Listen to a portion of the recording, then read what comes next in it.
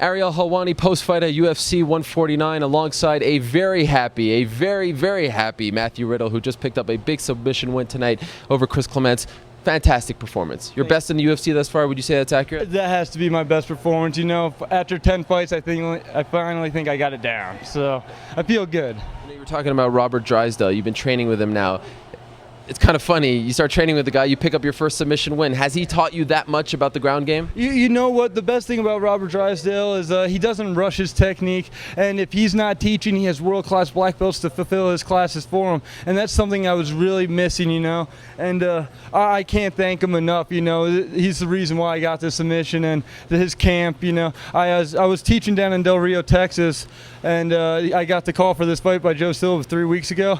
Went right up to Drysdale's, and I finished my camp there, and my submission game went from here to there, and as you could see, it was pretty easy for me to control him on the ground and then finish him when I wanted to. It's been amazing watching you fight in the UFC because you've really matured in front of our eyes since the show. Do you feel like you're starting to finally put it together? You're not taking as much damage. You're really showing some technique out of there in the cage, as opposed to just, you know, brawling and throwing caution to the wind, right? Yeah, I'm not gonna lie. My first 5-7 fights in the UFC, I don't even remember what happened. It was more like I blacked out. And it was like Talladega Nights and Will Ferrell. I'm like, what happened out there? I don't know what happened. And now I can tell you move by move what just happened in that fight. And you know, it's just experience. You know, and granted, for me, I was privileged to learn all my experience here in the octagon. So you can't get any better than that. Referee Josh Rosenthal taking a lot of heat for sort of stepping in your way when you hit him with that liver kick. In your opinion, what was going on there? What were you seeing?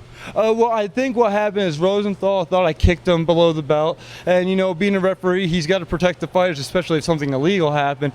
But I think he bent over. He didn't get a good angle of it. He was on the other side. But I knew I blasted him in the liver. I didn't think I was going to hurt him. Chris is a good striker. But he was, and I was like, oh, I got him. Then he's like, stop. And I was like, what?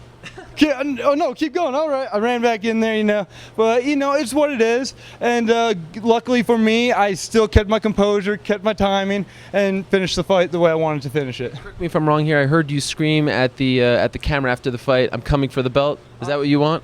You know what? I want to retire by the time I'm 35, and I want gold around my waist by the time I'm 35. And the only way I'm going to do that is I got to start making moves now.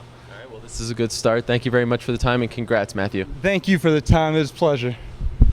Shake on it. Yeah. All right.